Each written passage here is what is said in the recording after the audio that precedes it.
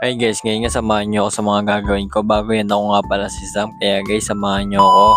At ayun nga guys, nakaligo na nga ako at nag-outfit check nga lang ako dyan saglit at nagpakit nga lang din ako. Katapos nga nyan guys, umakit na ako sa taas para kumuha ng pabango.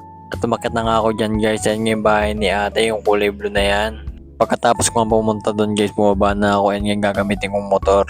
At din na nga ako nag-video dyan guys para safe tayo mag-drive dyan ko nga ng pinarada yan at umakit na ako sa kanila. At ayun nga guys, napakainit. Sobrang init talaga dyan guys, kaya umakit na talaga ako dali-dali. At ayun nga guys, umakit na nga ako dyan at may nakita pa nga akong aso dyan nag-side eye pa sa akin parang may galit eh. At nandito na nga ako guys at naghahanap nga lang pala siya ng titiktokin namin. Ayun nga may bahay may topak. At pagkatapos nga namin pala mag-tiktok guys, may nakita akong kotse dyan kaya binidyoan ko na nga lang.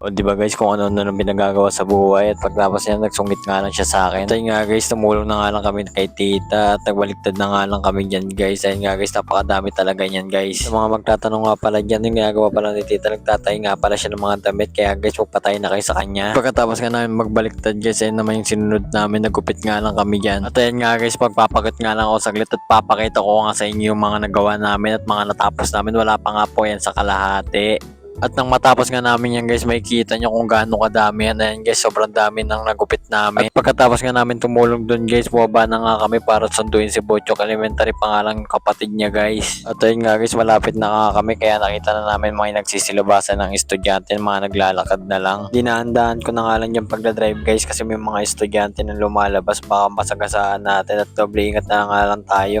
Kaya yung mga riders dyan, mag-ingat tayo palagi sa pagdadrive.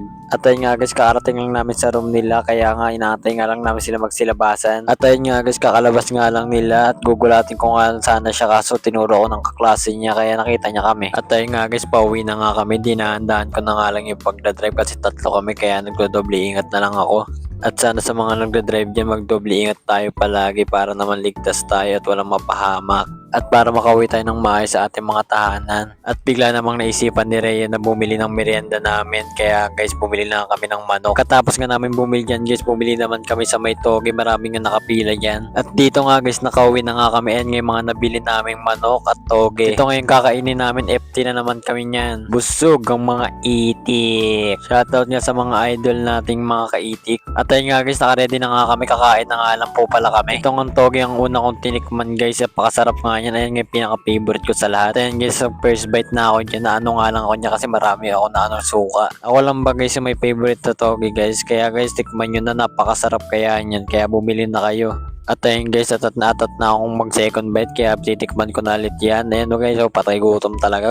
Sarap, ang laki ng bunganga. At ayun nga lang guys, don't forget follow and share. Thank you sa panonood. Peace out.